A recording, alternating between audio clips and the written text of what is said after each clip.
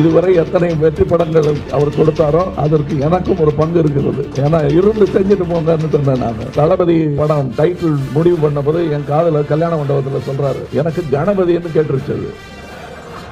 எப்படி அப்படின்னு கேட்கிறாரு என்கிட்ட. அப்படின்ட்டேன் நான். நல்லா இல்லைங்க அப்படின்னு.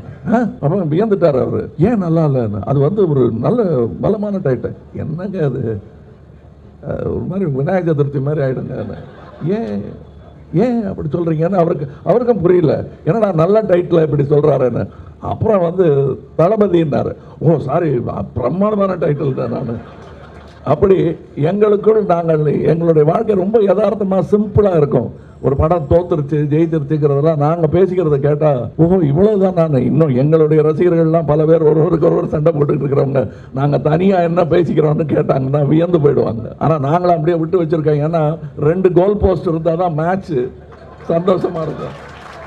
நடுவில் இந்த ஆளு கோச்சுக்கிட்டு எனக்கு பிடிக்கலைங்க, நான் விட்டுட்டு போகலான்னு என்கிட்ட யோசனை கேட்கிறாரு. யோசனை கேட்க வந்த இடம் பாருங்க அவரு. நான் சொன்னேன் அதெல்லாம் பண்ணீங்கன்னா நடக்கிறதே வேற, என்னையும் போக சொல்லுவாங்க ஐயா. இது என்ன நம்ம 2 பேரையும் வச்சு விளையாடிட்டு இருக்காங்க. அவங்க விளையாடிட்டு இருக்கட்டும், அவங்களுக்கு ஒரு கொலு மாதிரி வச்சு விளையாடிட்டு இருக்காங்க. நம்மளும் அதுல இருந்து அனுபவிச்சுட்டு போவோம்.